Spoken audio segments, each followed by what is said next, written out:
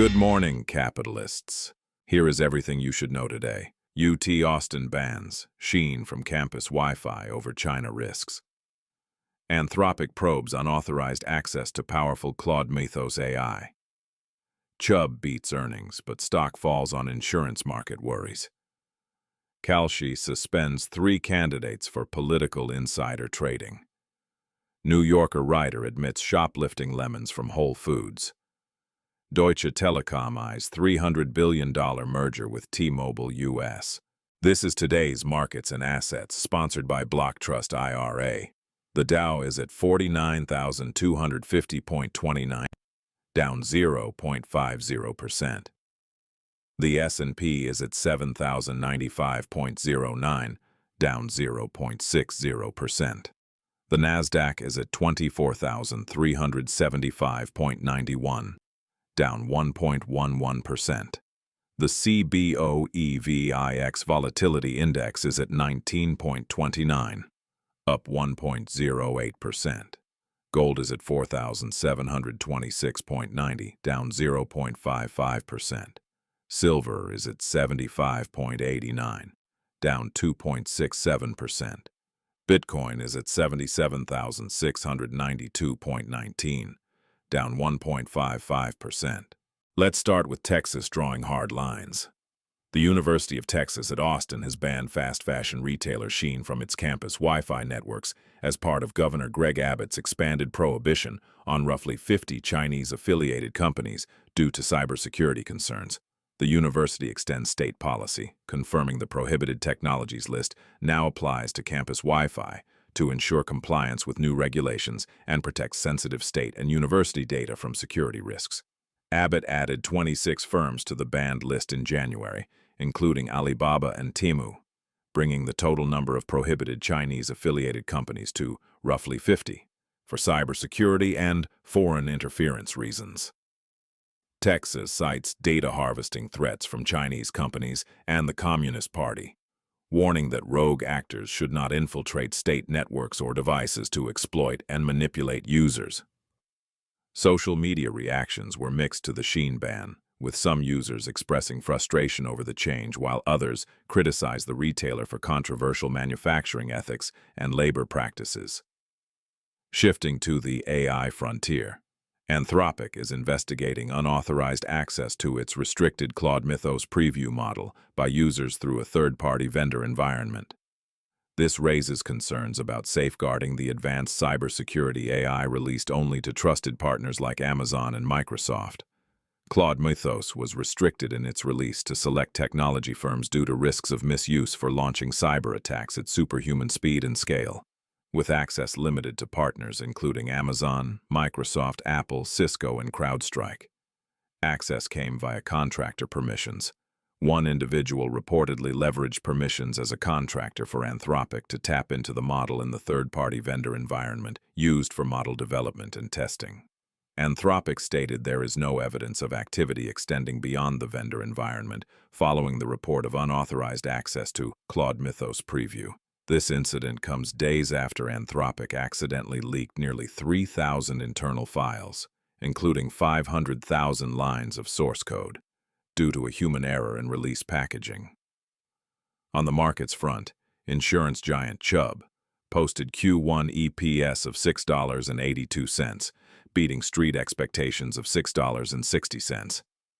Yet its stock declined as investors reacted to signs of a softening property insurance market with rising competition and falling rates.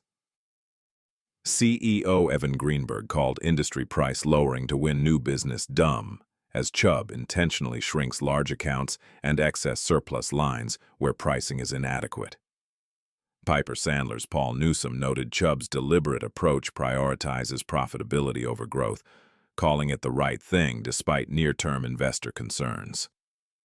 Greenberg cited war, specifically referencing Iran, adding pressure to inflation, fiscal deficits, supply chains, and energy shortages, but expressed confidence in the company's balance sheet and earnings power. Now over to prediction markets. Kalshi suspended 3 U.S. congressional candidates, including Minnesota's Matt Klein, Texas's Ezequiel Enriquez, and Virginia's Mark Moran, for betting on their own races. This enforces new safeguards against insider trading. The candidates were suspended for betting on their own elections, with Moran admitting to a $100 bet on himself to highlight issues with Kalshi and propose a 25% vice tax if elected senator. Kalshi implemented new safeguards to block political candidates from trading on contests in which they are involved, building on efforts to restrict politicians and athletes. There are growing concerns over insider trading on prediction markets following high-profile bets and state actions, like New York Governor Hochul's executive order prohibiting state employees from such trading. Prediction markets have seen a popularity surge since the 2024 presidential election, with heavy betting on events, prompting increased scrutiny and regulations in states like California. In a more personal admission, New Yorker contributor and Condé Nast writer Gia Tolentino, who owns a $2.2 million Brooklyn brownstone, admitted to shoplifting from Whole Foods. She argued it's not morally wrong to steal from the Amazon-owned corporation that mistreats workers. Tolentino justifies theft from big box stores like Whole Foods during mutual aid shopping for friend Miss Nancy. She forgot lemons and decided to steal rather than check out again. She expresses no guilt over corporate theft or sharing Netflix passwords and pirating music, as she believes the victim matters and would cheer stealing priceless art from the Louvre. This came up in a conversation with Hassan Piker, the millionaire communist who is pro-stealing from big corporations, as part of a New York Times discussion on micro-looting as political protest that drew reader backlash. Tolentino owns luxury homes, including that $2.2 million brownstone and an upstate cabin, while claiming Whole Foods' losses to employees justify her actions as the company disenfranchises staff. Finally, the big telecom play. Deutsche Telekom, which already owns 53% of T-Mobile US, is exploring a tie-up that would create a $300 billion telecom giant in the world's largest M&A deal, surpassing the 1999 Vodafone-Mannesmann merger. An all-share merger structure is possible via a new holding company listed in the US and Europe, with existing shareholders owning the combined entity, similar to the Linda Praxair deal. This aims at valuation multiple benefits. T-Mobile trades at 8 times EBITDA versus Deutsche Telekom's 4.4 times, aiming to boost overall sum of the parts valuation in the stagnating telecom sector. CEO Timotheus Hoetkes mentioned opportunities to increase stake in T-Mobile US during February results call. Both Deutsche Telekom and T-Mobile US shares dropped about 4% on the news amid potential structural, geopolitical, and regulatory challenges for the deal. So what does this mean for you as capitalists? We're watching states like Texas extend prohibitions to protect data from harvesting threats, prioritizing security over seamless access, with mixed reactions playing out publicly.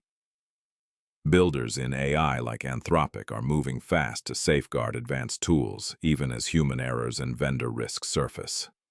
In insurance, disciplined players like Chubb are prioritizing profitability over chasing inadequate pricing, standing firm despite softening markets and external pressures like potential war-driven inflation. Prediction markets are maturing under scrutiny, putting up barriers against insiders, and in telecom, the pursuit of better multiples through consolidation hints at strategic plays in mature sectors, even as shares react to the complexities ahead. These stories underscore vigilance on risks, cyber, pricing, regulatory, while rewarding focus and scale. That's the roundup for today. You now know more than most people do about what is going on in the world of finance today. Thank you for listening to The Capitalist and supporting us. Together we will make capitalism great again.